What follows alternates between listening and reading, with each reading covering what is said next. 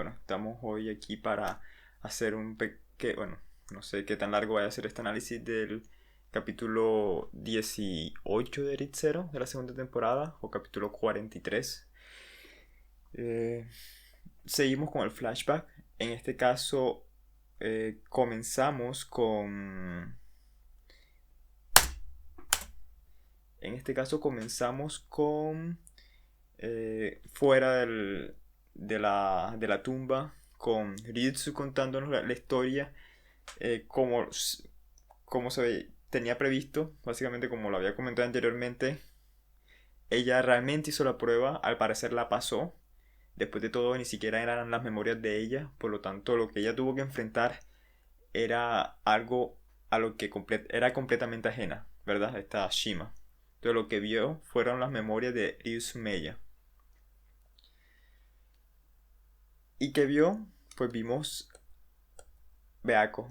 Beako es claramente uno de los personajes que va a ser fundamental, principalmente cuando lleguemos a la parte de la mansión, ¿verdad? Cómo Subaru va a tratar la situación de Beako. Y es posible que quizás acá tengamos algún tipo de... O sea, que Subaru pueda obtener algún tipo de pistas de cómo tratar con Beako más adelante. El capítulo, lo que más me gustó del capítulo, hubo el momento emocional de Emilia junto con Fortuna. Me encantó, lo sentí, que es lo más importante. Es decir, pude empatizar sin duda alguna con ella. Pero al mismo tiempo, lo que más me gustó fue la aparición de Pandora. El personaje de Pandora me encantó.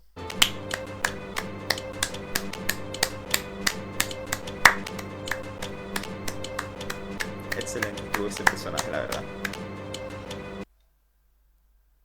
Hubo muchos elementos interesantes que nos dieron que podemos comenzar a unir. Hubo un nombre full extraño que ya hemos escuchado anteriormente, el de Flügel, ¿verdad? Ya llegaremos a él. Hay varios elementos que quiero discutir sobre ese nombre. Y bueno, creo que en cuanto al flashback que vimos de Ryu Sumeya, eh, bueno,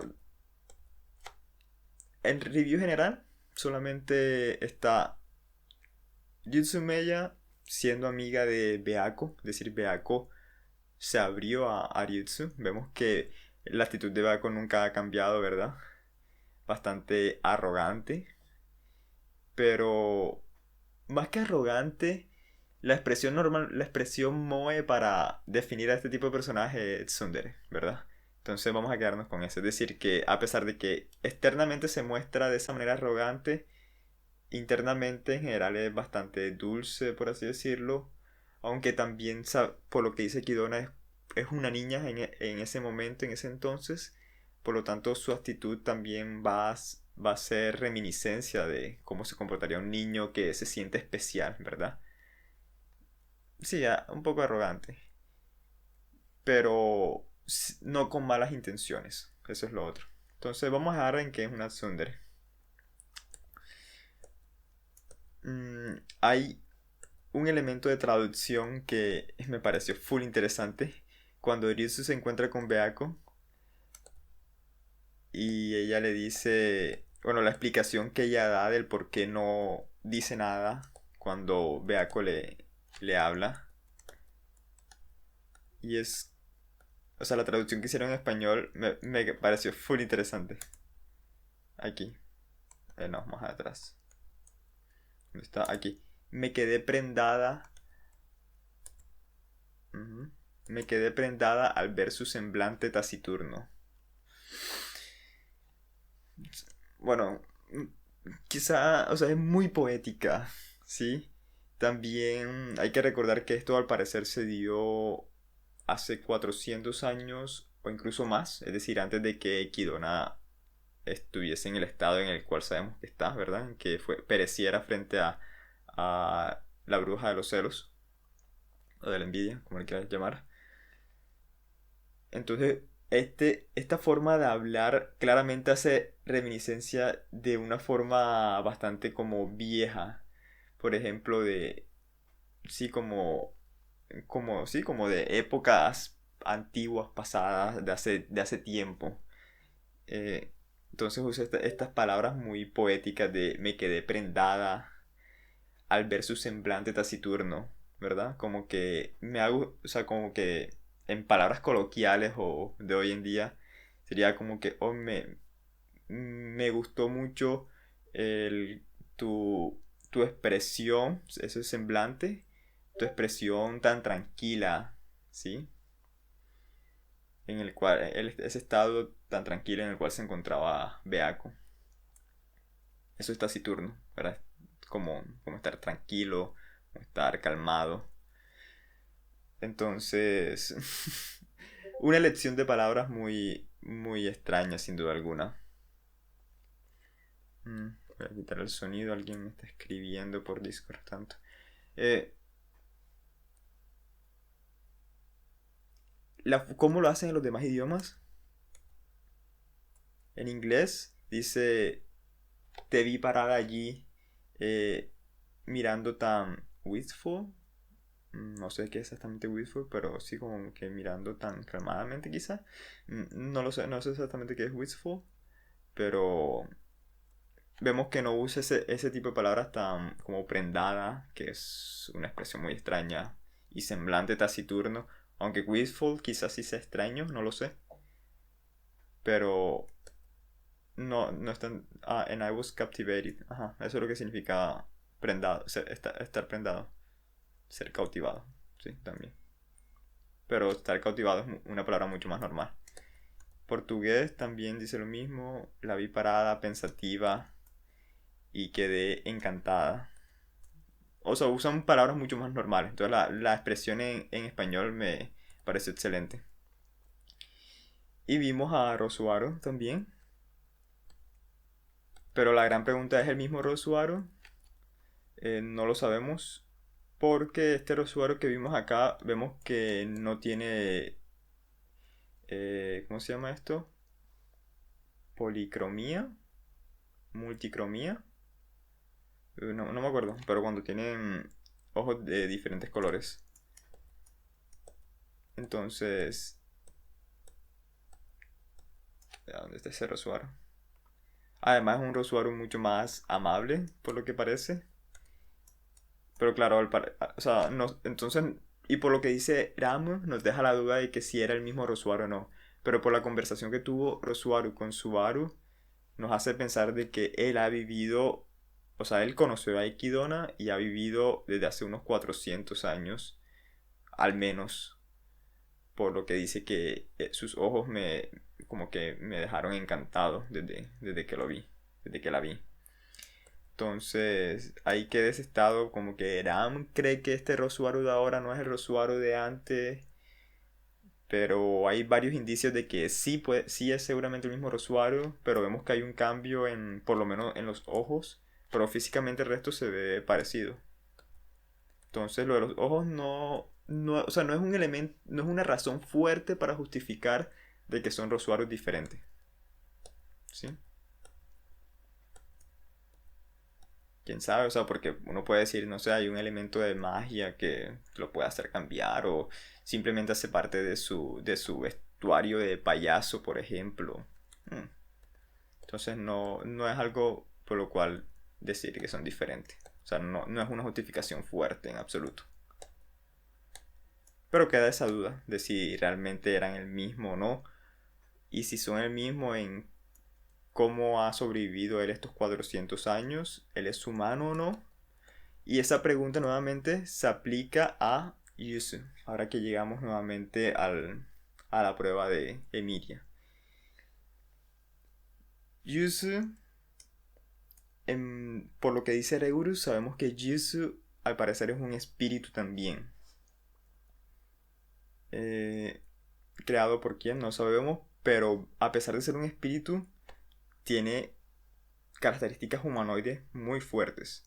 Pero vemos que cuando le arranca el brazo sangra también, como un ser vivo normal. Entonces yo pensé que quizás esa parte de ser espíritu quizás no estaba bien traducida, pues dice que era como un espíritu inútil, ¿verdad? Pero luego cuando voy viendo las demás traducciones, nuevamente lo mismo, es un espíritu, o sea, todas le llaman espíritu. Y no recuerdo si creo que hubo otro indicio sobre eso, pero sobre que también era un espíritu, pero no me acuerdo. Sí, sí, ya me acuerdo. En Read Zero Break Time, el último capítulo. Por eso siempre espero que salga los viernes para hacer esto. Allí hay varios elementos que discutir. Voy a hacerlo rápido. Uno, vemos que Equidona al parecer vivía en una especie de mansión en las nubes. No sabemos si era encima de una montaña o si estaba flotando en algún pedazo de roca. Entonces, pero estaba en unas alturas, ¿verdad? Eh, Eso por un lado. Vemos que Yusu tenía relación directa con Equidona, la supleía de libros, en particular a Beako. No sabemos si de algún otro tipo de bienes también para Equidona. Después de todo, llevarlos hasta ese lugar seguramente no era tan simple. Así que seguramente también la ayudaba con diferentes elementos a Equidona. Y entre las cosas que habla,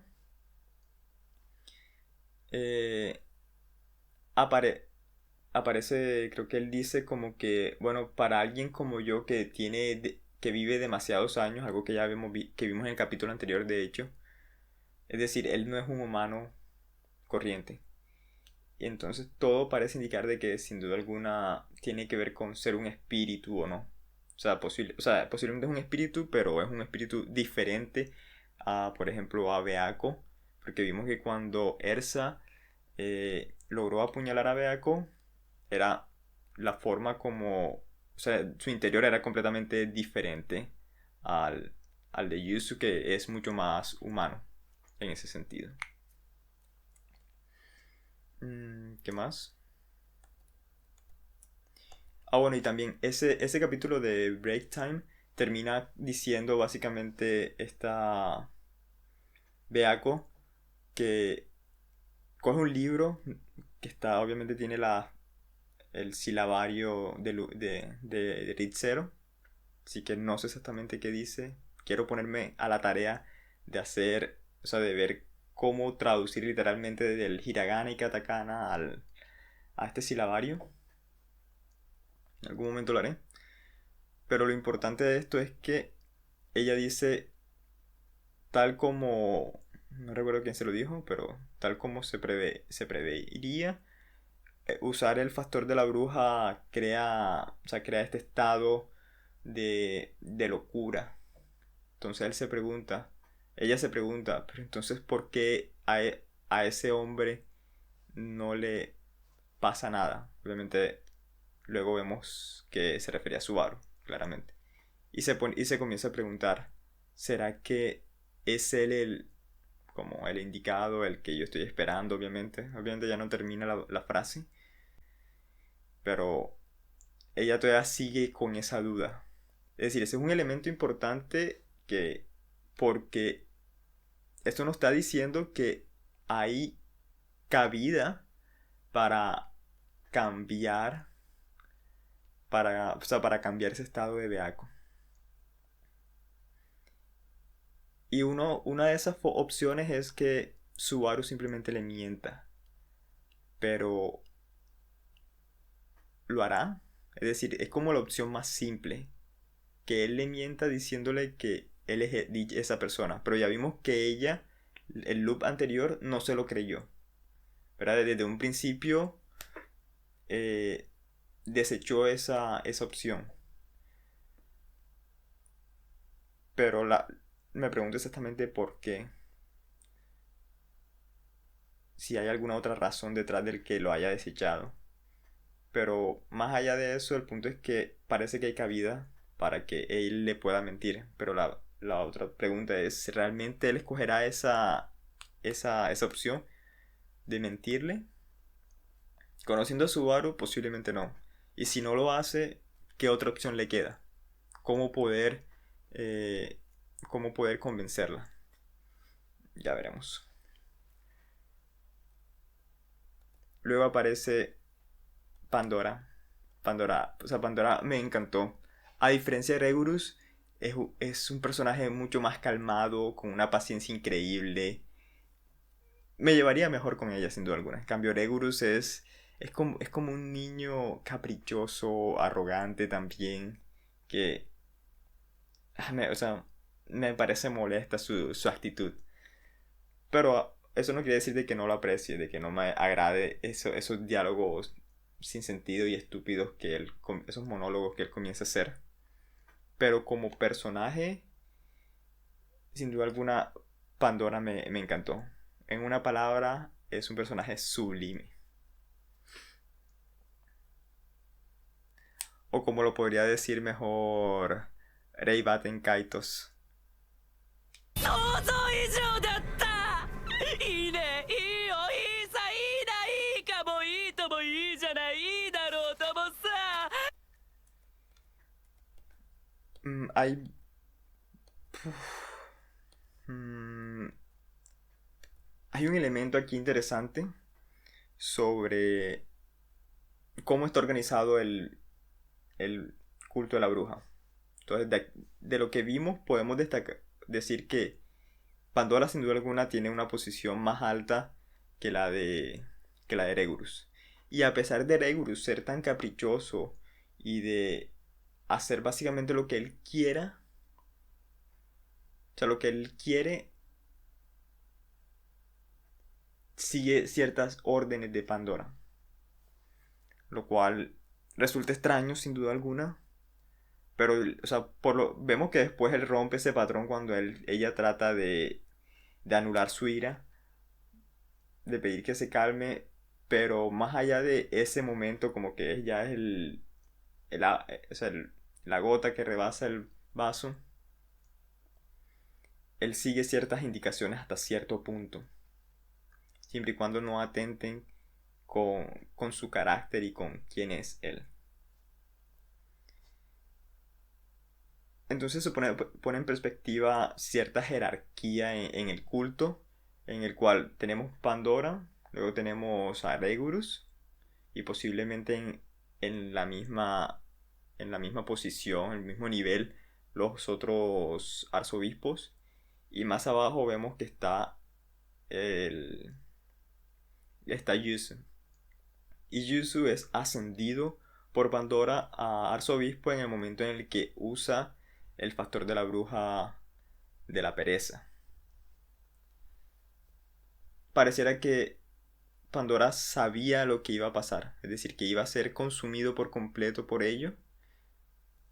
Es claro que hay un elemento de compatibilidad entre el factor de la bruja y quien lo use, y por eso es que en Break Time esta Beako se sorprende del por qué no le pasa nada a Subaru, y sabemos que es el elemento de compatibilidad. Porque Subaru es compatible, como ya lo dijo Ekidona, y parece que no lo es con Yuzu. Recordemos, Pandora se llamó a sí misma la bruja de la vanidad, o vanagloria. Normalmente son 7 pecados capitales. Ya anteriormente estaba sospechando de que no necesariamente tenían que haber solamente 7 factores de bruja. Pero más allá de eso, hay que recordar que antes la vanagloria o la vanidad también hacía parte de los pecados capitales. Entonces, hasta el siglo V, si no estoy mal, se hablaban de 8 pecados capitales. Luego se consideró la vanagloria como, o sea, como un producto de otros. Así como del orgullo, por ejemplo. ¿Y de qué más? O sea, de pride, del orgullo, de arrogancia también. Entonces, como que no, este es como una mezcla de otros elementos. Entonces por eso me imagino yo que fue quitado como octavo pecado capital. Otra pregunta es, ¿ella vivió en el momento en el que las demás brujas también vivieron? Es decir, hace unos 400 años. Es una posibilidad. Pero si fue así, ¿por qué la bruja de la envidia no la consumió también? ¿Qué pasó allí? Era muy poderosa y pudo escapar de ello, es una opción. ¿Por qué quieren abrir el sello? ¿Qué hay dentro del sello? Una de las mejores teorías que podríamos suponer es que quizás está allí sellada la bruja de la envidia. Es una opción. Pero podría haber algo más. O algo que se necesite para quitar el sello de la bruja de la envidia. Quizá. Pero eso significaría que el culto quiere revivir a la bruja de la envidia. ¿Quién sabe? Quizá sí, quizá no. Quizá sea otro elemento, otra razón para... O sea, quizá sea otro objetivo el que tiene más allá de eso. Pero hasta el momento la sensación que dio Betelgeuse en particular, realmente, es que todos los demás arzobispos también tienen esta característica de que tienen el olor de la bruja, ¿verdad? Fuertemente marcado como lo tiene Subaru, de la bruja de la envidia. Entonces, eso ya nos dice como que, bueno, hay una relación directa entre al menos estos arzobispos y la bruja de la envidia. Ya sea que hasta el momento, por lo que vimos en la primera parte, no creo que haya no creo que Sátera o la bruja de la envidia sea quien realmente les esté comandando, pero sin duda alguna están haciendo uso del poder de Sátera. ¿Sí? Que seguramente después de haber sido sellada fue dividido, no lo sabemos. Pero por lo que vemos, otros están haciendo uso de ello también. Pero aún así también hacen uso, son de los factores de la bruja de las anteriores brujas. Entonces como que Sátera al matarla se adueñó de dichos factores de la bruja. Y luego cuando Sátera fue sellada, estos factores de la bruja fueron liberados eventualmente.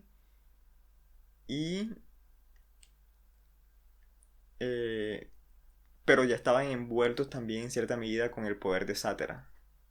Entonces por eso, quizás en parte por eso ese olor, también puede que dichos factores de la bruja sean diferentes a como lo usaban las brujas anteriores, ¿verdad? Las que ya conocimos en la primera parte. Es decir, los poderes que muestran sean diferentes. Al menos eso pareciera. Bueno, luego aquí ella habla del sello y la llave. Creo que se puede conjeturar un poco sobre quién es la llave, o qué es la llave, pero no me voy a poner a hablar mucho sobre ello. No creo que sea particularmente importante ahora. Es decir, ustedes mismos lo pueden conjeturar un poco.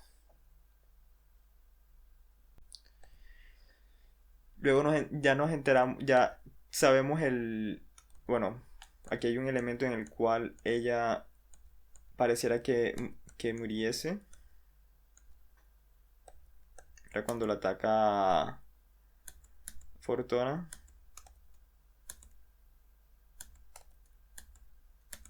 Aquí. Efectivamente parece que la traspasara. Y por eso nos ponen esta capa roja encima. Es decir, nos dicen que esto efectivamente pasó. Pero claro, como es un personaje que acaba de aparecer, ¿no? Y por lo que vemos es tan importante que hasta Regulus sigue ciertos comandos de ella, pues sí, no creemos que vaya a morir, ¿verdad? Pero no sabemos exactamente qué fue lo que pasó, porque luego aparece completamente bien sin que le haya pasado nada.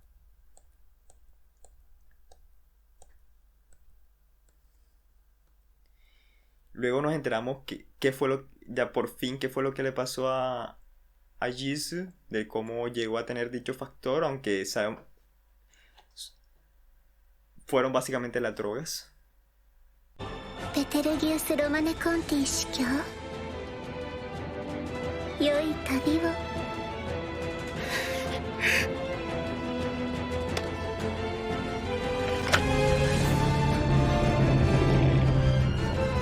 私をお許しください、フリューゲル様。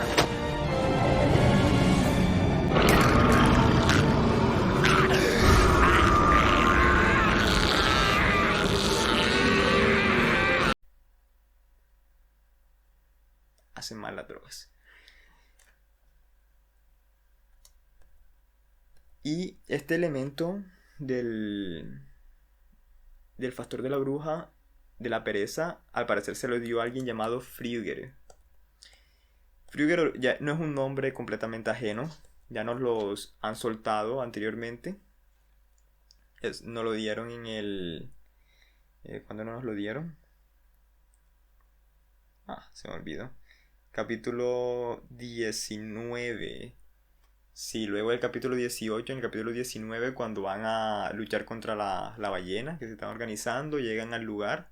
Y el árbol este creo que se llama Frügel, el árbol de Frügel.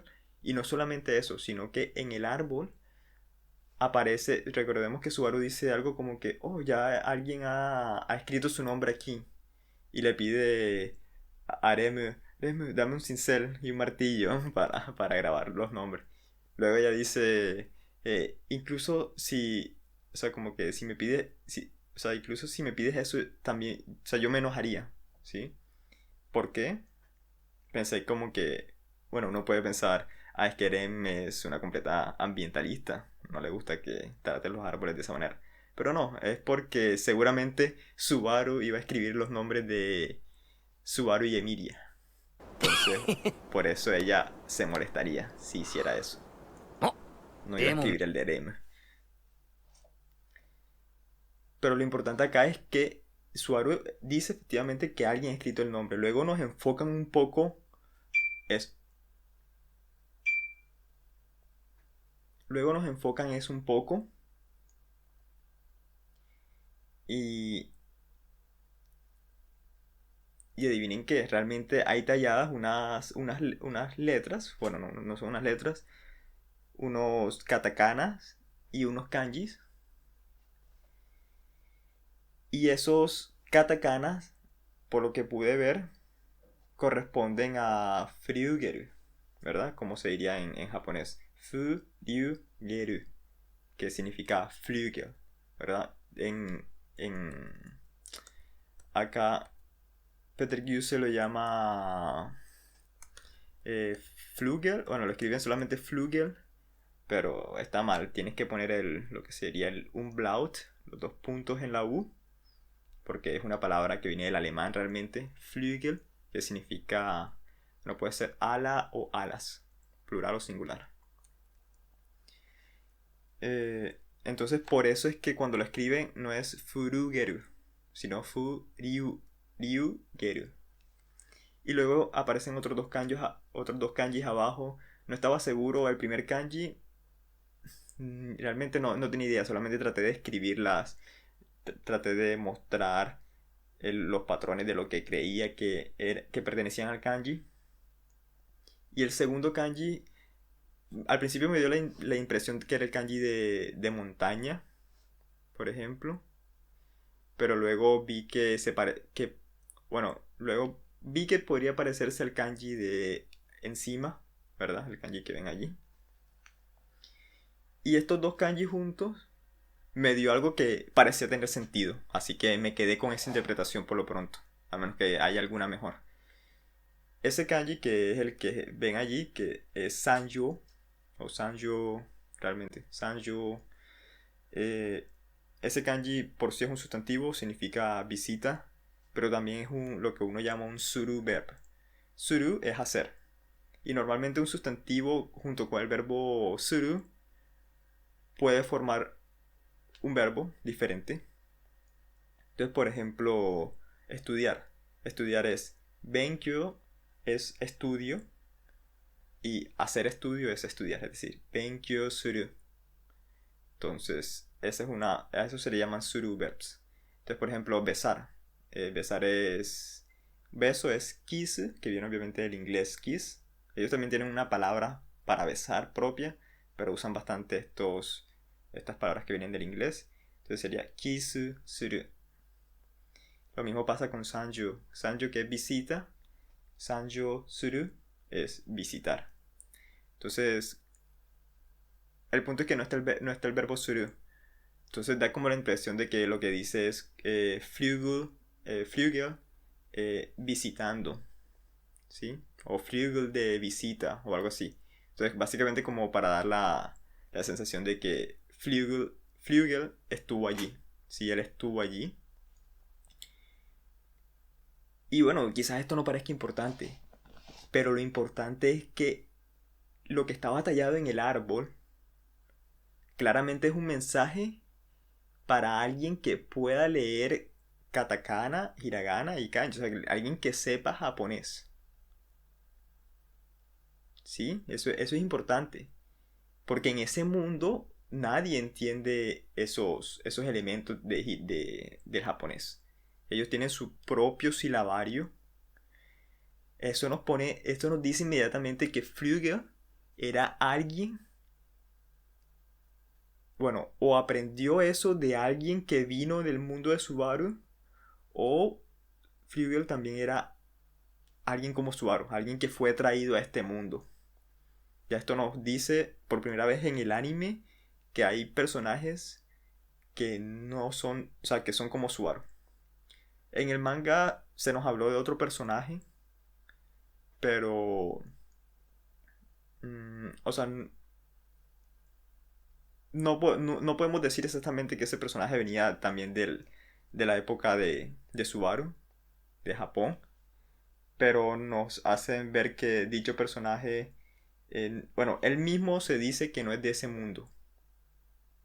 Pero bueno, creo que es mejor guardar esa sorpresa para más adelante. Así que no, es algo que ya veremos posiblemente en el próximo arco. Así que no diré más nada. Pero esta es la primera confirmación de que alguien sabe eso. O sea, sabe, o sea, alguien más, hasta alguien más del mundo de Subaru ha venido también. Y es por eso que, bueno, y era también en parte obvio, porque ellos usan, o sea, él puede entender, a pesar de que hayan palabras que sean diferentes, él puede entenderlos.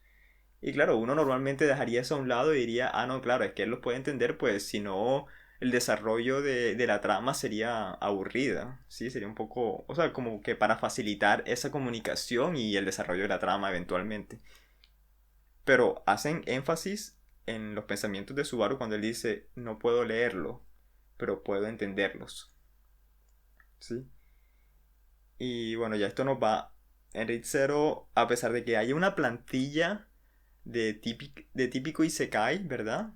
Que va a un mundo medieval donde hay diferentes especies, hay magia, está esa plantilla, pero muchos de esos elementos de esa plantilla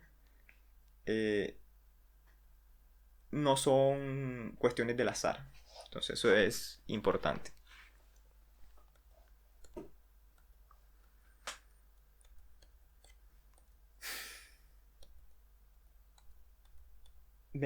Debo decirlo nuevamente, me encantó Pandora, la actriz de Pandora me encanta. Es que es un personaje completamente inmutable. Ahora, este momento acá, cuando aparece, o sea, por ejemplo, sabemos que, no sé si saben quién es el director principal de Read Zero, se llama Masaharu Watanabe. Y él en ciertos capítulos ha estado encargado de lo que se llama storyboarding. Storyboarding es básicamente, en la animación hay unos paneles principales. Y de panel a panel, esos otros paneles o frames se le llaman in between, ¿verdad? Que van entre esos paneles principales, in between. Que es lo que realmente crea esa idea de movimiento, ¿verdad? De un estado a otro.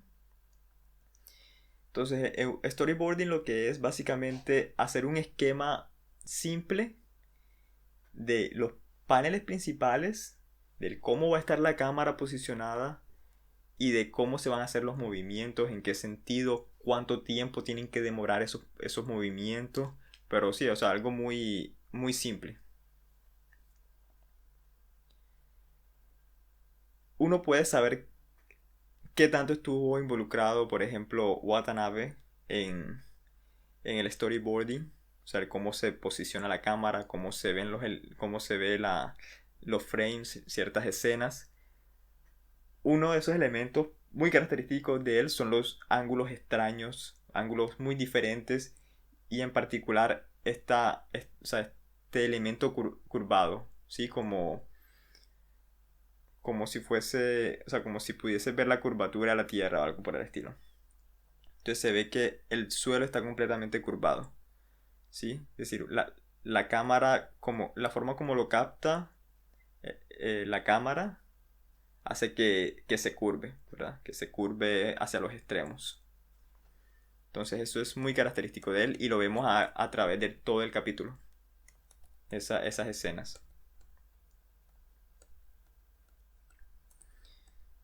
Vamos a otro. Podemos discutir también un poco sobre el poder de ¿cómo se llama? De Regulus. Necesito algo de agua.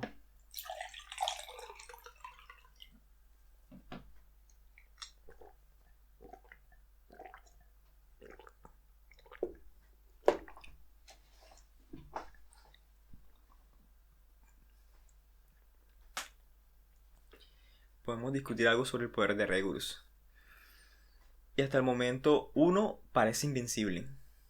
Ok. 2.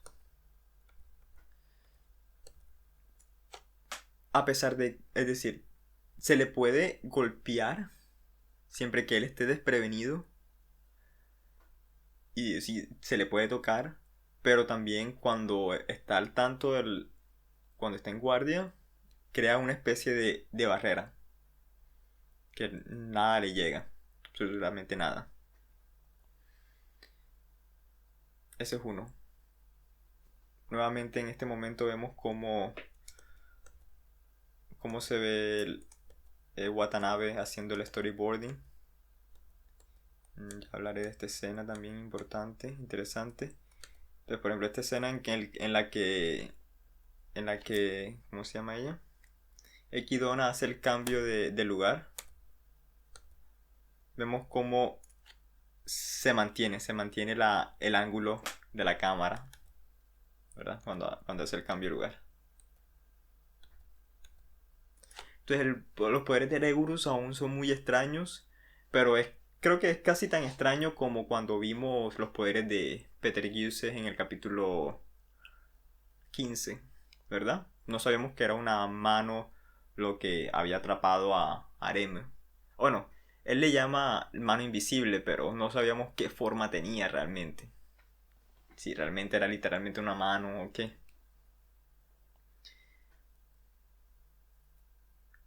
Y por lo menos Betelgeuse ya le había dado un nombre. Entonces quizás eso nos hubiese dado algo de idea. Pero Regulus no la ha llamado, no le ha dado ningún nombre. Entonces hay mucho más misterio en cuál puede ser su poder. ¿Qué más? Bueno, está lo de la barrera que crea. Vemos que puede atacar a distancia.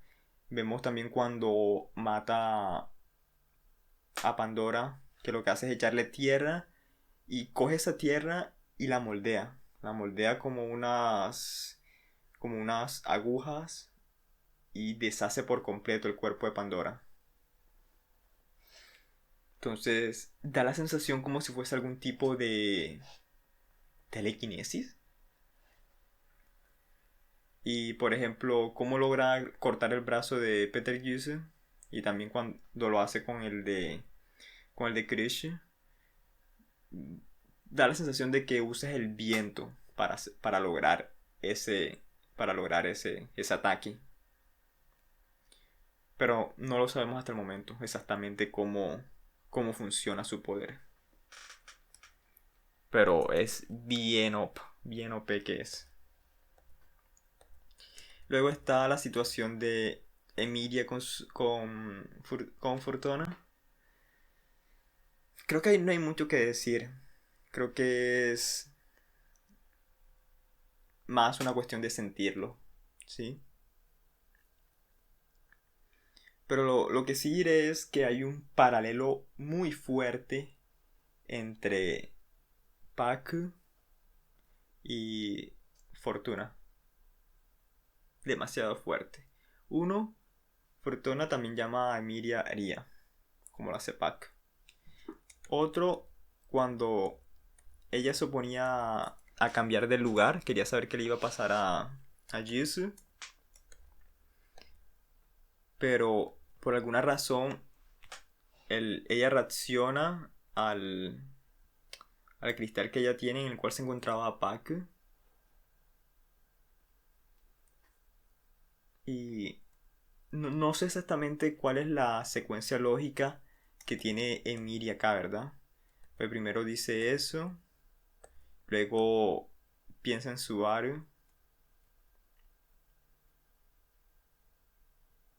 y es como que me imagino que lo que piensa es, tengo que encontrar ese momento preciado mío, ¿verdad?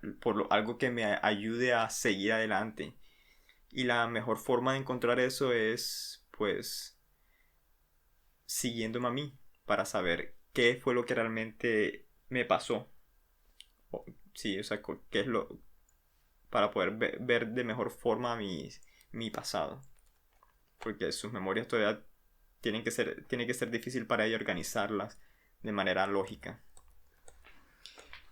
Entonces eso es lo que me imagino que la hace llegar a esta otra escena con su madre.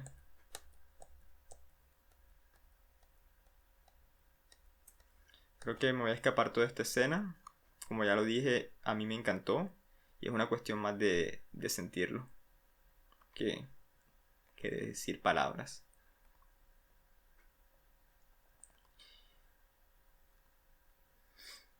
Es interesante que Fortuna pareciera que hubiese escogido a Jisoo por encima de Miria.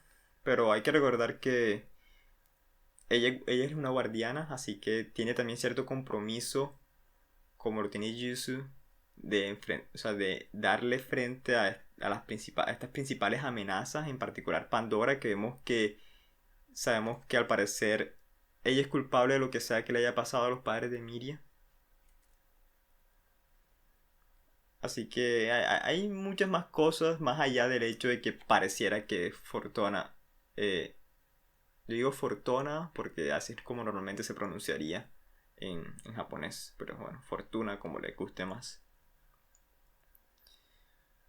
O sea, hay elementos más allá del hecho de que pareciera que haya escogido a Yusu por encima de Miria, lo cual no es del todo así, pero fue como que, mira, Emilia, yo realmente creo que va a estar bien a manos de Archie. Además, como guardiana tiene que cumplir su papel principal de no solamente proteger a Emilia, proteger el sello.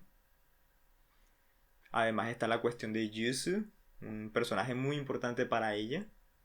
Entonces, creo que todo realmente se alineó para que ella tuviese que escoger la elección que hizo. Luego está esta corrida extraña a lo Naruto. Fue lo único que así que... ojalá no hubiese estado así, pero bueno. Pero estuvo, así que sirve para reírse un rato.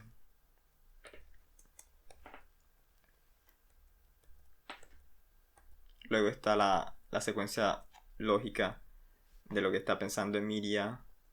Diría muy normal de un niño con la ignorancia que tiene. Me gustó bastante también lo de Archie. El, su, su, cuando actúa aquí. Bueno, eso lo puedo quitar. Cuando actúa aquí.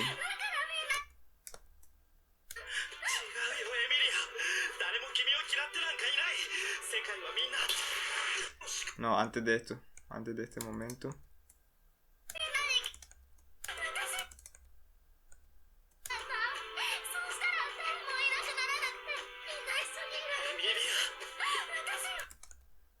Más atrás.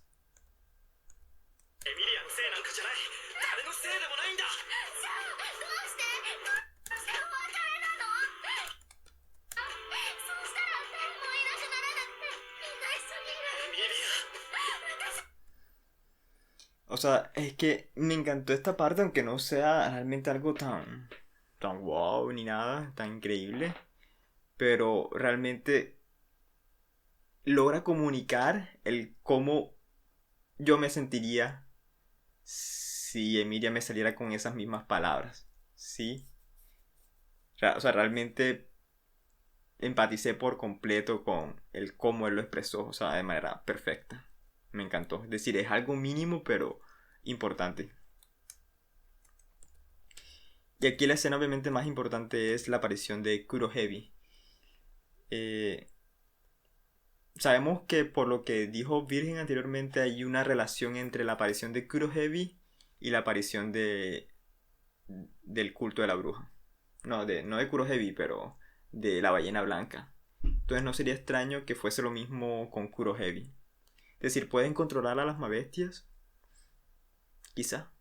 O quizá simplemente no. Pero puede que sí. Puede que sí.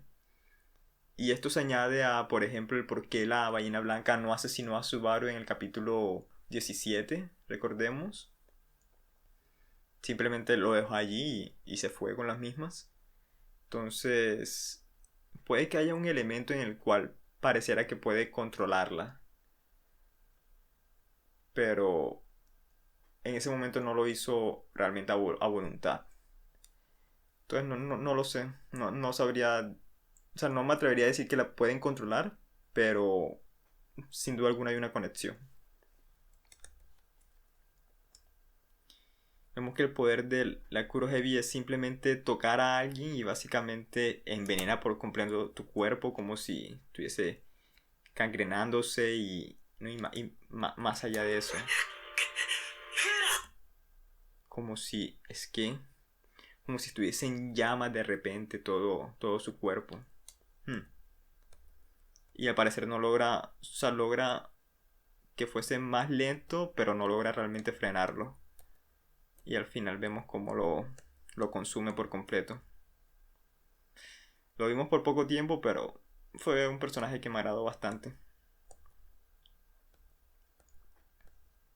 Luego regresamos a la pelea de Yuzu con Regulus.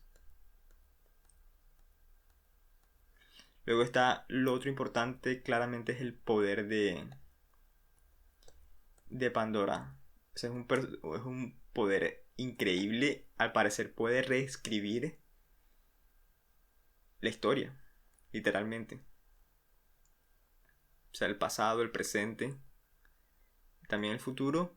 Es claro que, por ejemplo, cuando ella es asesinada por completo por Regulus,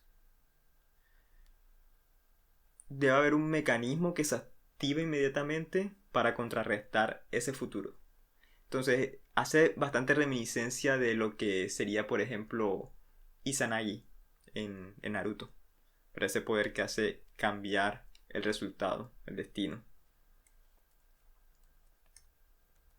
Pero es claramente también un poder que tiene bastantes limitantes, porque si fuese tan omnipotente como lo hemos visto hasta ahora, pues ella simplemente diría que el sello y la llave aparezcan aquí, van, aparecen allí, que se abra, van, o sea, no habría lucha en absoluto. Entonces es claro que tiene varias limitantes.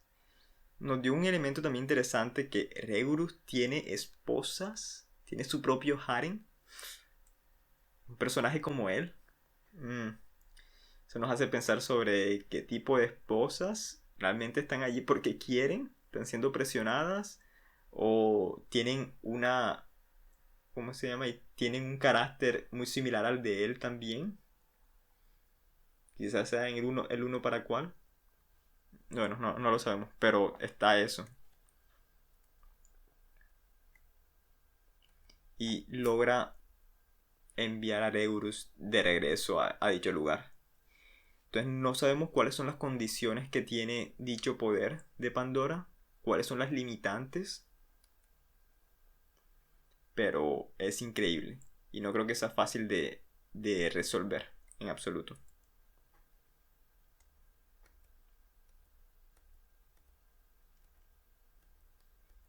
Luego nuevamente obtenemos el ending, Believe in You, de Nonok. Y